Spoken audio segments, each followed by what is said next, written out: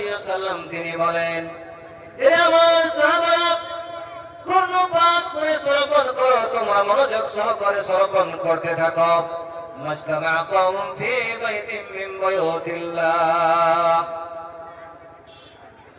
কিছু সংখ্যক লোক যেখানে বসে থাকে, একজন লেকচারার যেখানে লেকচার দেন, বক্তব্য রাখেন, ওইখানে উভয়ের তিনটি লাভ হয়। খতিবের লাভ হয়, বক্তার লাভ হয়, লেকচারের লাভ হয়, আর যারা শ্রোতা হয়ে যারা বক্তব্য শ্রবণ করে তার লাভ হয়। ওই বক্তা সাহেব, ওই খতিব সাহেব কি বয়ান করেন? দুনিয়ার কোন কথোপকথন করেন না, দুনিয়ার কোন বয়ান করেন না, উনি সরাসরি ইয়াতলুনা কিতাবাল্লাহ, আল্লাহর কিতাবকে তেলাওয়াত করে করে, আল্লাহর আয়াতকে তেলাওয়াত করে করে মানুষের সামনে ব্যাখ্যা বিশ্লেষণ করে। ইয়াতাদারাসুনা, কোরআনের দার্স হয়, টিচিং হয়। এই দুটো যদি কাজ হয়, রাসূলুল্লাহ সাল্লাল্লাহু আলাইহি ওয়াসাল্লাম তিনি পবিত্র জবানে বলে গেলেন, ইল্লা হাফাতহুমুল মালাইকা, ওই জায়গায় ওই প্যান্ডেলের নিচে আল্লাহ রাব্বুল আলামিন দয়া করে, মায়া করে, মেহেরবানি করে আল্লাহ পাকের অগণন ফেরেশতা রহমত ডানা দিয়ে আমাদেরকে ঘিরে ধরে থাকেন। বলি সুবহানাল্লাহ। নাম্বার 2, নাযালাত আলাইহিমুস সাকিনা, ওই জায়গায় আল্লাহর শান্তি বর্ষণ হয়, আল্লাহ আকাশ থেকে শান্তি বর্ষণ করে দেন। নাম্বার 3, নবীজি বললেন, ওয়াগাশিয়াতুহুর রাহমা, আল্লাহর রহমত আমাদেরকে ঘিরে ধরে থাকে। তাহলে বলুন দেখি, যারা প্যান্ডেল নিচে আসলো, যারা এই প্যান্ডেলের মধ্যে ঢুকে গেল আল্লাহর কথা শোনার জন্য, নবীর কথা শোনার জন্য, দুনিয়ার কোন ফায়দার জন্য নয়, দুনিয়ার কোন লাভের জন্য নয়, দুনিয়ার কোন মাল মাতার জন্য নয়, একমাত্র আল্লাহর কথা শোনার জন্য, কোরআনের কথা শোনার জন্য, রাসূলের সুন্নাহ শোনার জন্য যদি কোনো মানুষ এই নিয়ত করে বসে, আজকে যাবো ওই মাদ্রাসার জলসায়, ওখানে বসে বসে বসে দিনের কথাগুলো শ্রবণ করব, আর শ্রবণ করে নেওয়ার পরে তাকে প্র্যাকটিক্যাল ফিরে আমরা মেনে আমরা এই কথাগুলোকে ফলো করে আল্লাহর দরবারে আমরা নিয়ে খাওয়ার চেষ্টা করব। ভাইজান, যদি এরকম কারো নিয়ত থাকে, তাহলে তার বসে থাকা, তার উঠে বসা, তার নড়ে চড়ে বসা, তার হাঁটা, তার চলা, তার বলা, সবটাই সাদকা হিসাবে আল্লাহর দরবারে কবুল আর মঞ্জুর হয়ে যায়। তাই আল্লাহ পাক বলছেন, ওয়াদাক্কির ফাইন্না যিকরা তানফাউল মুমিনিন, নবী হে, আপনি আপনার উম্মতকে কোরআনের কথা, নসিহত, জাহান্নামের কথা, জান্নাতের কথা আপনি আপনার উম্মতের সামনে খুলে খুলে বয়ান করে দিন, যাতে করে মুমিন মানুষ যারা এরা উপকৃত হবে, লাভবান হবে। সুবহানাল্লাহ। তাহলে মুমিন মানুষ যারা এরা উপকৃত হয়। সুবহানাল্লাহ বিহামদিহি। আমার বক্তব্য, আমি যে বিষয়ে আলোচনা করব তা হলো হযরত লোকমান হাকিম স্বীয় সন্তানকে, নিজের ছেলেকে কিছু ওসিয়ত করেছিলেন, এবং এতটাই মূল্যবান ওসিয়ত, তিনি নবীও না, রাসূলও না, তিনি আল্লাহর একজন প্রিয় বান্দা, আল্লাহর প্রেমিক, আল্লাহর ভালোবাসা বান্দা। তার কথাগুলো এত আল্লাহকে পছন্দ লাগলো। তিনি একজন গোলাম ছিলেন, তো ওনার কথাগুলো এত মূল্যবান যে আল্লাহ তার কথাগুলোকে কোরআন বানিয়ে দিয়ে আল্লাহ কোরআনে উঠাই দিলেন। সুবহানাল্লাহ বিহামদিহি। তো উনি নিজের সন্তানকে কিছু নসিহত করেছেন। আল্লাহ সুবহানাহু ওয়া তাআলা কোরআনে মুকদ্দাস 21 পারা সূরা লোকমানে তুলে ধরেছেন। আমি এই কথাগুলো একটা একটা করে বলে আমার বক্তব্যটি করব। আমার তৌফিকি ইল্লা বিল্লাহ, আলাইহি তাওয়াক্কালতু ওয়া ইলাইহি উনীব। মা বলে আমার, আপনারা সুন্দরভাবে পর্দার আড়ালে বসে থাকুন, আর একটা একটা করে কথাগুলো কোরআনে মাজিদের আপনারা শুনে তার প্রতি আমল করার চেষ্টা করবেন। ব্রাদার ইসলাম, আপনাদেরকেও বলছি, দাদুরা, ভাইরা, বাপজানেরা, প্রত্যেকটা মানুষ আমরা দায়িত্বশীল, আমরা জিম্মেদার। যতগুলো মানুষ আমরা অভিভাবক রয়েছি, সকলকে কাল কিয়ামতের দিবসে জবাবদিহি করতে হবে আল্লাহর দরবারে। রাসূল করিম সাল্লাল্লাহু আলাইহি ওয়াসাল্লাম তিনি বলছেন, আলা কুল্লুকুম রাঈন ওয়া কুল্লুকুম মাসউলুন আর রাঈয়াতি। বুখারী শরীফের হাদিস। রাসূল আকরাম সাল্লাল্লাহু আলাইহি ওয়াসাল্লাম বলছেন, প্রত্যেকটা মানুষ দায়িত্বশীল, এবং প্রত্যেকটা মানুষকে কাল কিয়ামতের দিবসে তার দায়িত্ব সম্পর্কে জিজ্ঞেস করা হবে। জি, আপনি একটা গুড ক্যারেক্টার মানুষ, আপনি একটা ভালো মানুষ, শুধু আপনি একাই ভালো হয়ে থাকবেন, আপনার ছেলে মেয়ে, আপনার পরিবার বর্গ তারা জাহান্নামের পথ অবলম্বন করবে, তারা জাহান্নামের দিকে অগ্রসর হয়ে যাবে। তাদেরকে আপনি জাহান্নাম থেকে বাঁচাবার জন্য রুখে দাঁড়াবেন না, আদৌ আপনি চেষ্টা করবেন না, তাহলে কাল কিয়ামতের দিবসে আপনাকে আসামির কাতারে দণ্ডায়মান হয়ে দাঁড়াতে হবে। তাই হযরত লোকমান হাকিম নিজের পুত্রকে কত সুন্দর কথা চমৎকার করে বলছেন কোরআনের ভাষায়, খুব ভালো করে মনোযোগ সহকারে শ্রবণ করার চেষ্টা করেন। আল্লাহ পাক বলছেন, وَإِذْ قَالَ لُقْمَانُ لِابْنِهِ وَهُوَ يَعِظُهُ يَا بُنَيَّ لَا تُشْرِكْ بِاللَّهِ إِنَّ الشِّرْكَ لَظُلْمٌ عَظِيمٌ। হযরত লুকমান আলাইহিস সালাম তিনি নিজের পুত্রকে নসিহত করতে গিয়ে তিনি প্রথম নসিহতটা করেছিলেন, একটা একটা করে মনে রাখবেন। তিনি প্রথম নসিহত করলেন, এ আমার কলেজার টুকরো ছেলে, শুনে রাখো, আমার প্রিয় বৎস, শোনো, আমি ওয়াজ করতে গিয়ে তোমাকে এটা নসিহত করতেছি, ওয়াজ করতেছি। প্রথম নম্বর কাজ হলো লা তুশরিক বিল্লাহ, আল্লাহর সঙ্গে কোন মানুষকে তুমি শরীক করবে না। কোন মানুষ হোক বা কোন গাছপালা হোক, কোন পাথর হোক বা কোন জিনিস হোক, পৃথিবীর কোন শক্তিকে বা কোন জিনিসকে আল্লাহর সঙ্গে তুলনা করা যাবে না। শরীক কাকে বলা হয়? শরীকের মানে হলো আল্লাহর যে সম্মান, আল্লাহর যে ক্ষমতা, আল্লাহর যে শক্তি, ওই ক্ষমতা, ওই শক্তি অন্য কোন শক্তিকে, অন্য কোন মানুষকে বা কোন গাছকে বা কোন পাথরকে দিয়ে দেওয়া, একে বলা হয় আল্লাহর শরীক করে দেওয়া। আল্লাহ তিনি সদা সর্বদা মালিক রয়েছেন এবং তিনি থাকবেন কিয়ামত পর্যন্ত। কুল্লু শাইইন হালিকুন ইল্লা ওয়াজহা, তামাম দুনিয়ার তামাম পৃথিবীর সমস্ত জিনিসগুলো হালাক ও বরবাদ হয়ে যাবে, আল্লাহর জাত, আল্লাহর কুদরত আদৌ হালাক হবে না। লোকমান হাকিম বললেন, শুনে রাখো বেটা, এ আমার কলেজার টুকরো সন্তান, লা তুশরিক বিল্লাহ, আল্লাহর সঙ্গে তুমি শরীক করবে না।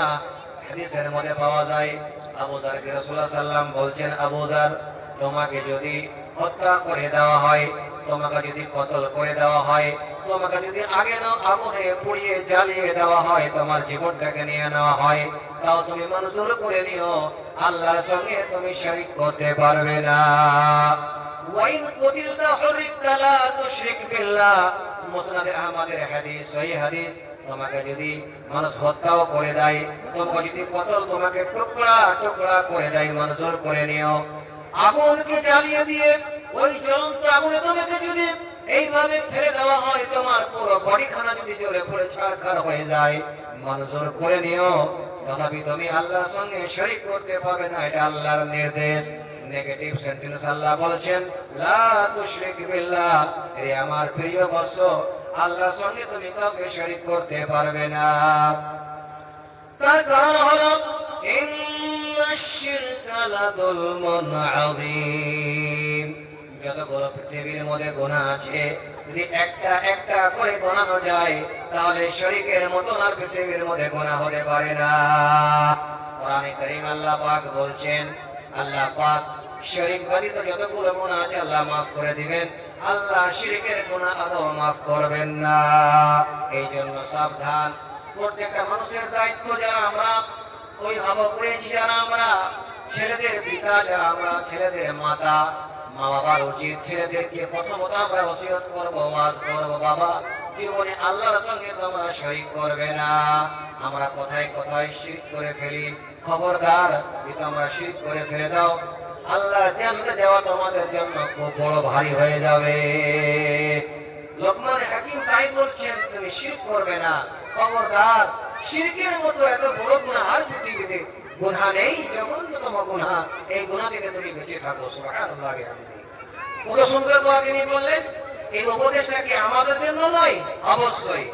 2 নম্বর নসিহত তিনি করছেন, ইয়া বুনাইয়া ইন্নাহা ইন তাকুম মিসকাল হাববাতিন মিন খারদাল, এ আমার প্রিয় বৎস শুনে রাখো, তুমি যদি ছোট্ট থেকে ছোট্ট গুনাহ করো, খারদাল, তুমি যদি একটা সরিষার দানার সমান অথবা রায়ের দানার সমান একটা ক্ষুদ্র গুনাহ করো, ফাতাকুম ফি সাখরাতিন আও ফিস সামাওয়াতি আও ফিল আরদি ইয়াতি বিহা আল্লাহ, শুনে রাখো, ওই গুনাহ যদি তোমার পাহাড়ের মধ্যে থাকে, একটা যদি পাহাড়ের মধ্যে তোমার যদি একটা বিশাল আকারের পাথর থাকে, যদি ওই পাথরের মধ্যে যদি তোমার ওই গুনাহটা থাকে, একটা ছোট্ট সরিষার সামা দানার সামা যদি গুনাহ হয়ে থাকে, অথবা তোমার যদি আকাশের মধ্যে থাকে, জমিনের মধ্যে থাকে, ইয়াতি বিহা আল্লাহ, কিয়ামতের দিন আল্লাহ রাব্বুল আলামিন ওই গুনাহকে আল্লাহ নিজের দরবারে হাজির করে নেবেন, কোনো মানুষের শক্তি হবে না। ইন্নাল্লাহা লাতীফুন খাবীর, আল্লাহ রাব্বুল আলামিন ছোট্ট থেকে ছোট্ট, সূক্ষ্ম থেকে সূক্ষ্ম জিনিসের আল্লাহ খবর রাখেন।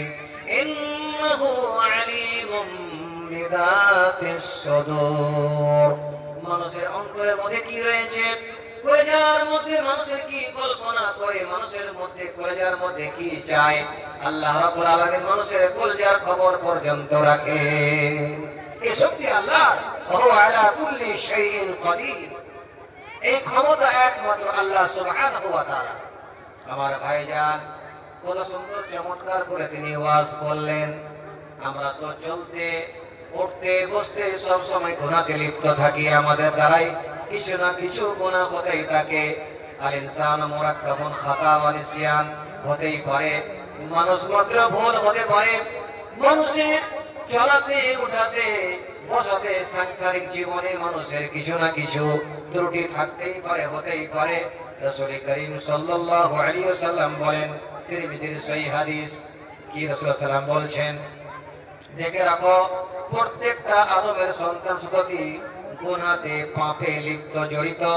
তাহলে শুনে রাখো, যারা পাপ করার পরে আবার এই গুনাহকে বুঝতে পারে, আবার ফিরে এসে তওবা করে, এই লোকগুলো হলো সব চাইতে আমার দরবারে ভালো।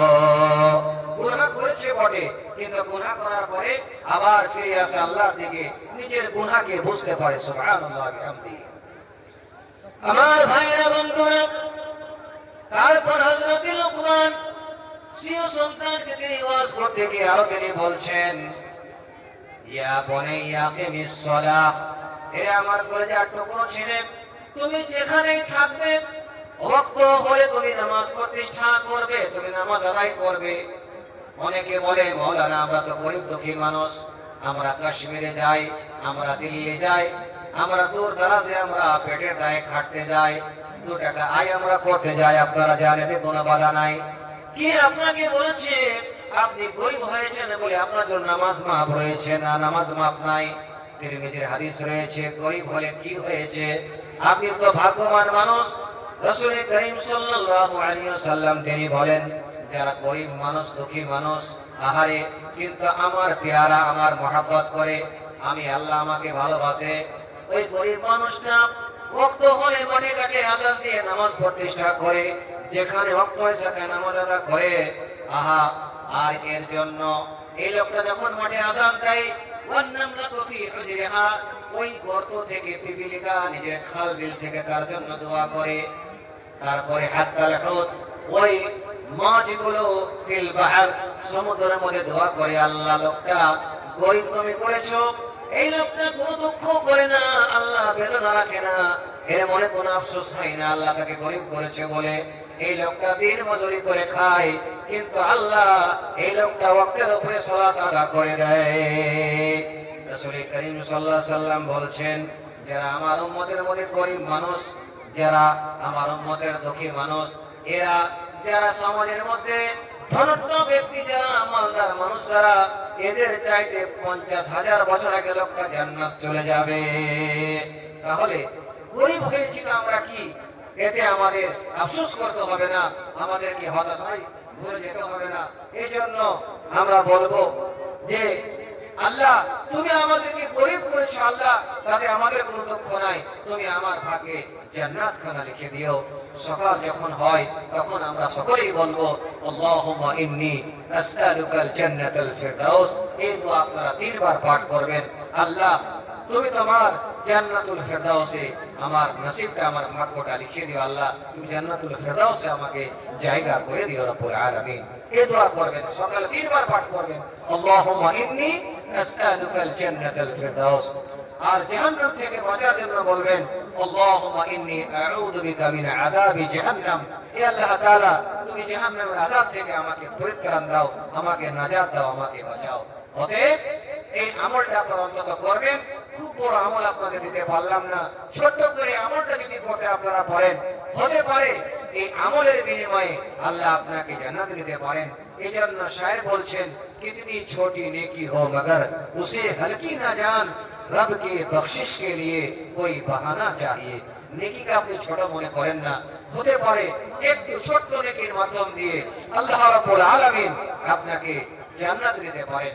রাস্তা দিয়ে চলছেন, দেখেন একটা কাঁটা পড়ে আছে, হতে পারে কোন মানুষের পায়ে ঢুকে গেলে রক্তপাত হতে পারে, ব্লিডিং হতে পারে, আপনার কষ্ট হতে পারে। একটা কাঁচের বোতল বা শিশি পড়ে রয়েছে, এই বোতলটাকে আপনি সরিয়ে দিলেন। হতে পারে কোন মানুষের পায়ে লেগে গেলে এই লোকটার পাটা কেটে গিয়ে রক্তপাত হতো, ব্লিডিং হতো, আপনি কত বড় মুসিবত থেকে তাকে বাঁচালেন। হতে পারে আল্লাহ পাক এটা সদকায়ে জারিয়া নেকি, আল্লাহ আপনাকে জান্নাতে দাখিল করতে পারেন। এই জন্য নেকিকে কখনো ছোট মনে করবেন না আমার ভাইয়েরা বন্ধুরা। কথা অনেক আছে বলার, তো কথা আমি লম্বা করবো না। এই জন্য যে মৌলানা মুঈনুদ্দিন, আপনারা ওনাকে জানেন, অনেকে দেখেছেন, অনেক হয়তো দেখেননি। উনি চলে এসেছেন, আলহামদুলিল্লাহ আমার সাথে কথা হয়েছে ওনাকে এখন দেওয়া হবে। তাই আপনারা যে যেখানে রয়েছেন একটু জমে ভালো করে এখানে বসবেন। এনামুল হক নয়াটোলা, মাশাআল্লাহ, আলহামদুলিল্লাহ। আল্লাহ তার এই দানকে কবুল করো, মঞ্জুর করো, নেক হায়াত দাও, সুখের জিন্দেগি দাও, শান্তির জিন্দেগি দাও। আল্লাহ তার মনের কামনা বাসনাকে তুমি আল্লাহ পুরা করো। যা হোক, মৌলানার হাতে আপনারা দানগুলো তুলে দিবেন, সকলেই দিবেন। এটা হচ্ছে মাদ্রাসার জলসা। আর আপনারা তো ভালো করে জানেন এই মাদ্রাসাগুলো বেসরকারি মাদ্রাসা। আপনারা জানেন যে এই মাদ্রাসায় কতটা কষ্ট হয় ছেলেদের। আর আপনারা এটাও ভালো করে জানেন যে এই মাদ্রাসায় যারা ধনত্ব ব্যক্তি, যারা বড় মানুষ সমাজের মধ্যে, তাদের ছেলে খুব কমই লেখাপড়া করে। বেশিরভাগই যারা গরিবের ছেলে তারাই মাদ্রাসায় লেখাপড়া করে, হাফিজ হয়, কারি কোরআন হয়, আলিমে দ্বীন হয়। যারা দেখবেন যাদের 100 বিঘা 150 বিঘা জমিন, জি, ওর বাবা প্রফেসর, ইঞ্জিনিয়ার, ডক্টর, পিএইচডি কয়েকটা করে গেছেন তিনি, ওর ছেলেকে মাদ্রাসায় পড়ায়, খুব কম পাবেন। হয়তো 100-র মধ্যে আপনি একটা দুটো পাবেন, সেটাকে ধরা যায় না। জি হ্যাঁ, কথা হচ্ছে এটাই যে আপনারা জানেন কতটা কষ্ট। ডাল ভাত খেয়ে, আপনাদের লবণ ভাত খেয়ে ছেলেরা থাকার ভালো জায়গা নাই। দেখেন একটু মশা থেকে আপনারা একটু চেয়ে থাকুন তো কেমন অসুবিধা লাগে ঠান্ডাতে, ছেলেরা ঘুমাতে পারে না। আর ঢাকায় মাদ্রাসা যখন হাওয়া চলে, কতগুলো শীতটাকে গ্রাস করে, হাওয়াকে গ্রাস করে, ওই ছেলেদের কাঁধে কে মায়া করবে? আপনাদের কি মায়া করতে হবে? এই জন্য আপনারা জান ও মাল দিয়ে, আপনারা কোরবানি দিয়ে, একটা লোহা বিক্রি করা পয়সা, একটা ডিম বিক্রি করা পয়সা, এই আপনাদের মতো লোকেরাই জাকাতের মাল, ওসুরের মাল দিয়ে, নিজের কষ্টার্জিত মাল দিয়ে এই মাদ্রাসাগুলো চলে। তাই আপনাদেরকে বলবো যে আপনারা বুক ভরা দান দিয়ে এই মাদ্রাসার উন্নয়নের জন্য, এই মাদ্রাসাকে ডেভেলপ করবে, তারা কি করবে সামনে তার চিন্তা করে আপনারা সকলে দিবেন। মাদ্রাসা ইসলামের মার্কাজ, যদি আজকে মাদ্রাসা না থাকে তাহলে আমরা দিন বুঝতে পারবো।